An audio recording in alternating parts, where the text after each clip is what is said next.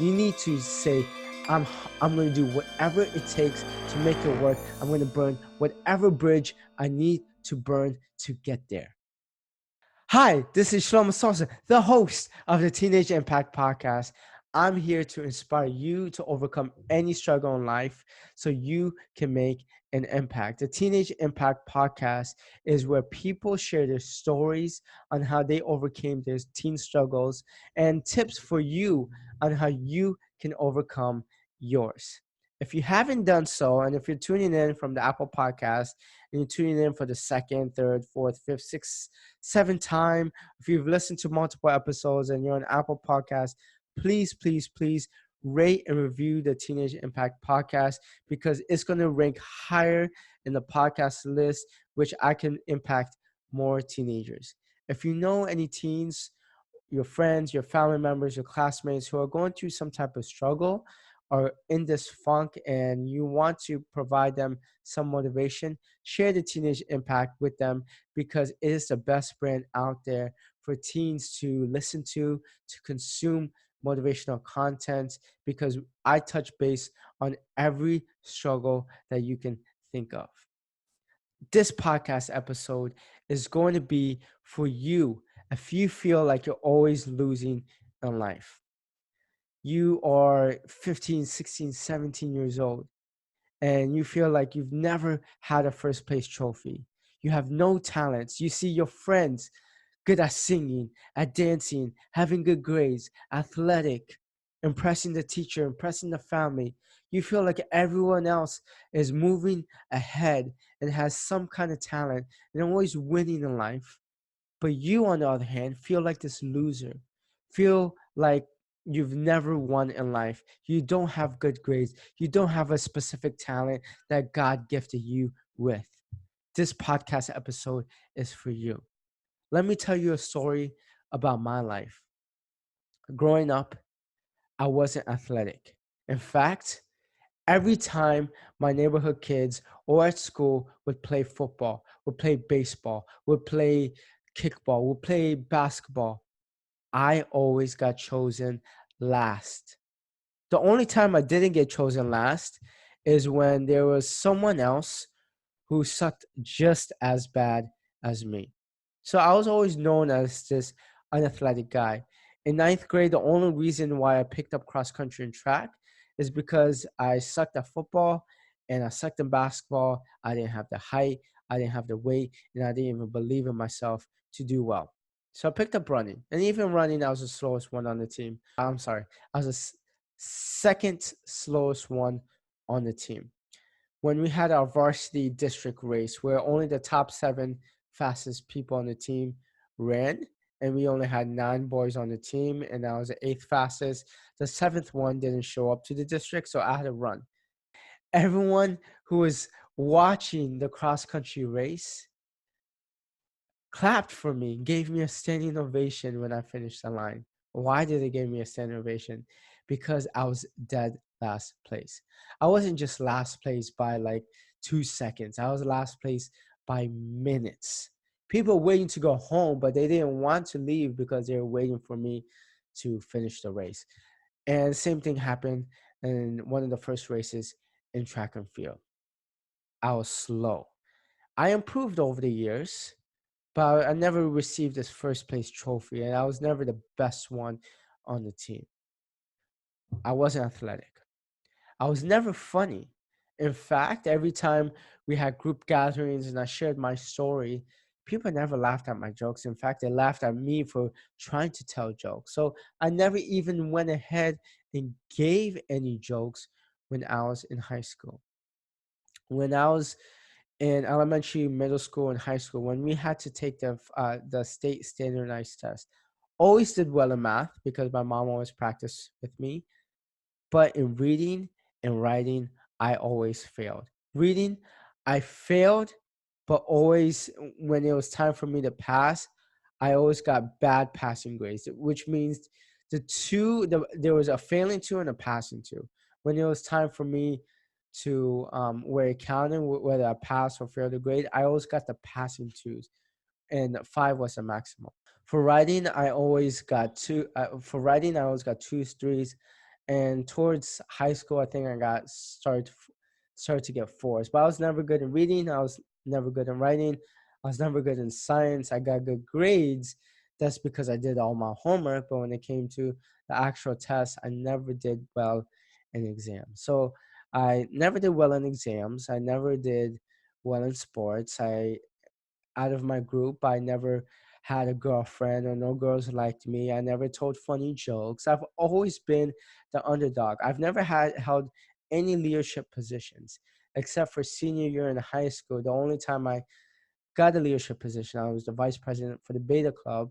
And that's because only 4 people joined the club when there was no one in the club, and we had to decide who would have what leadership position. So I was a vice president.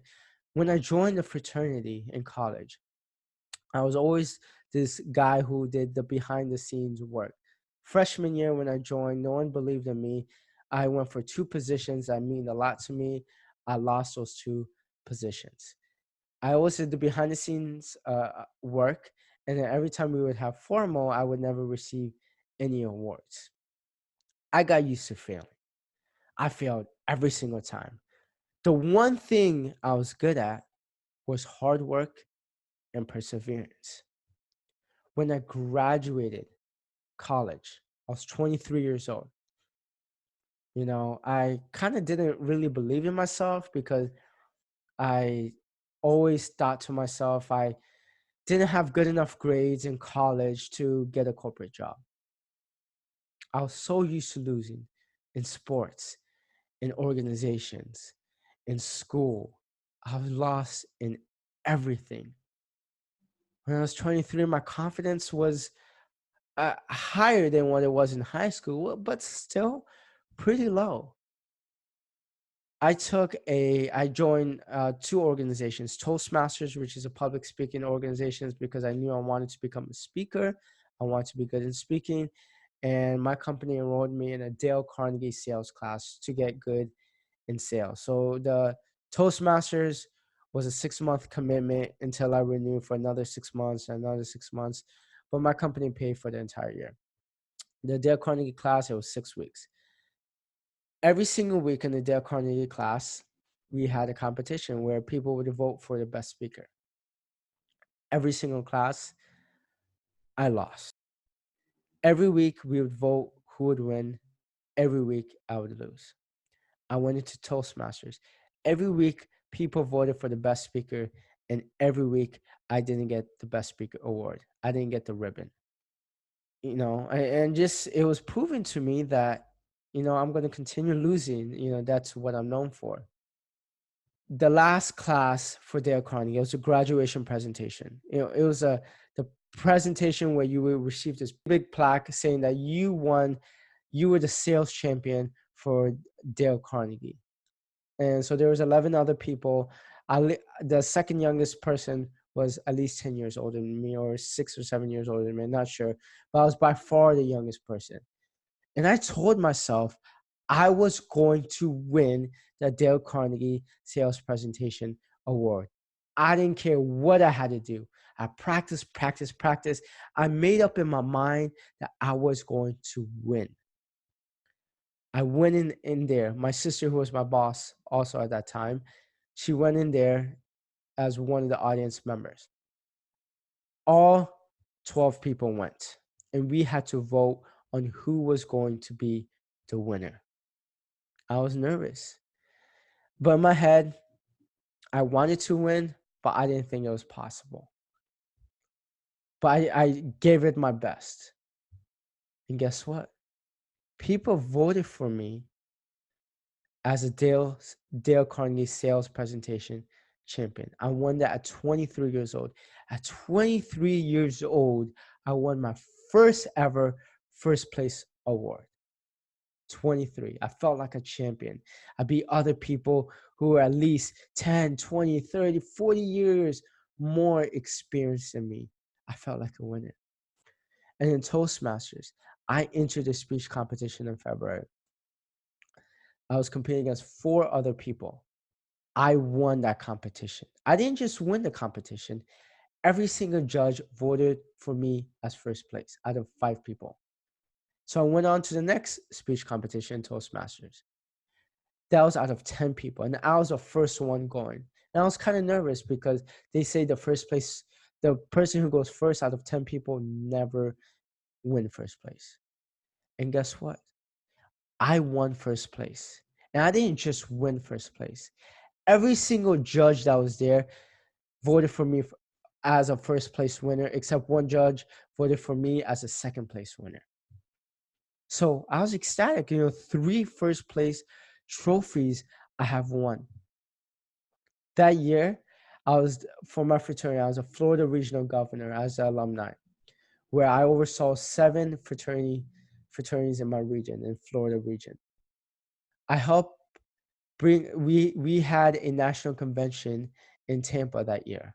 I helped increase the attendance for the national convention, and we didn't have many Florida brothers attending that year. And so I made a lot of calls and I hustled to make sure that we had more fraternity brothers come and attend that specific convention. In that convention, I won National Alumni of the Year award. Out of the whole entire fraternity of thousands of people, I won a National Alumni of the Year award. So that is 4 first place trophy awards in one single year. The first 23 and a half years of my life, I haven't won first place at all. At all. In sports, in school, whatever you want to call it, people never voted for me as number 1 winner at all. And I felt like a loser all throughout middle school, all throughout high school, because people just wouldn't vote me for first place and I didn't have any talent. But like I said before, God gifted me with one talent, and that's hard work. Hard work and perseverance. I did not give up. So how do you get over this loser streak in when you feel like you don't have any talents and you're never winning first place trophy awards?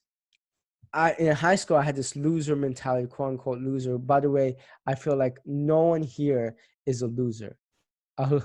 Consider yourself a loser is the quickest way to lose. So how did I go from, becoming this quote unquote loser to winning 4 trophies, first place trophies in a single year in 3 different competitions? It's simple. First thing I did was I changed my mentality. Always, always, always in middle school, high school, college, I had this quote unquote loser mentality that I was never good enough and that I would never win in life. And as soon as I switched that mentality, that from I'm a loser in life to I'm going to do whatever it takes to win, is when I started winning. That's the most important thing to do in school, to get better grades, to do better in your sports, to get a leadership position in your extracurricular activity or in the organizations you're leaving, to raise money for Really for Life, or to get certain volunteering positions, or to get into certain colleges. You need to have a winner's mentality. If you already put in your head that it's not going to work out, then more than likely it's not going to work out. You're already losing if you have, hey, it's 95% chance it's not going to work out. If you have that mentality in your head, then you've already lost. You need to say, I'm going to do whatever it takes to make it work. I'm going to burn whatever bridge I need to burn to get there. And if you don't get there, as long as you gave it your best, that's all that matters. Number 2 is you need to work hard and persevere no matter whether you win that first place trophy or not. I kept on working hard. And guess what? After I won 4 first place trophies after that, I didn't really win much in the next 4 years. I kept on continuously, quote unquote, losing. But I kept working hard and persevering. And now the Teenage Impact is slowly starting to build momentum and making an impact in our community. And that wouldn't have happened if I had a loser mentality and I gave up because I didn't have any first place trophies for the next 4 years. I kept on going. Michael Jordan, perfect example. Famous, one of the best basketball players ever in the world. He got cut from his high school varsity basketball team in high school. He didn't make it to the championships for years and years and years. He kept on losing and losing and losing until he finally started to build momentum, but he kept on working hard. Disney, everyone's familiar with Disney. He's not around anymore, but he made Disney what it is. And when he was younger, people said that he lacked creativity. Oprah had $1 billion show, had her own TV network. She said that she didn't belong in the TV industry. So all these people are failing. So why are they winning? It's because they kept on going. And in fact, I kind of feel bad for people who continue to win, because people who continue to win, especially at an early age, get too comfortable in life. They get too comfortable. And so when they get ahead, they get comfortable and relax a little bit. And when they relax a little bit, they let the losers who kept on losing in life are working their butt off to catch up to them. And so when all you know is losing, but you work hard, you build and you engrave this hard work mentality. You're gonna do whatever it takes to win. And so even though that you keep on losing, you keep on working hard, and you're slowly catching up to the winners who are comfortable in that comfortable spots, and eventually you're gonna just surpass them. Look what happened to Tim Tebow. He won the NCAA championship with University of Florida. He had the Heisman Trophy, and he didn't really make it in the NFL. He got too comfortable. When people get too comfortable, they get lazy. And when they get lazy, they stop winning. But when the losers keep on working hard and their goal is to win, and when they finally do win, they're going to continue winning because they have hard work engraved in them. So 2 things, easy. Switch your mentality from loser's mentality to winner's mentality. And number 2, hard work and perseverance. And I believe if you keep those 2 things up, even though you're not winning right now, you're going to win later on in life. Trust me. It's the losers who are failing at everything, who are building this $100 million, multi-billion dollar companies. The people who thought they are going to be a failure are actually building successful companies. I want you to make a commitment right now while listening to this podcast. This is your call to action. This is my call to action to you. Is I want you to look yourself in the mirror if you're in your home, or if you're driving, or if you're going to school, wherever you are. When you get a chance, take out your phone and look yourself in the mirror and just tell yourself, keep on repeating, I'm a winner. I'm a winner. I'm a winner. Keep on telling yourself that every single morning, every single night, until you actually believe it. It might seem a little bit crazy, but when you keep repeating yourself those affirmations, you're going to engrave in your mind that you are a winner. And no matter what happens, you're always going to have this winner mentality. Do this, and I guarantee you it can change your life. I hope this episode really helped. If you haven't done so, I have clicked a link in the description, the 7 quick and easy ways to feel better about yourself. These are people that's in this funk and can't seem to get out of it. I've compiled these tips based off of the 25 interviews I have done and based off of my own life experience. So click in the link in the description and download your free 7 quick and easy ways to feel better about yourself. And until next time, peace.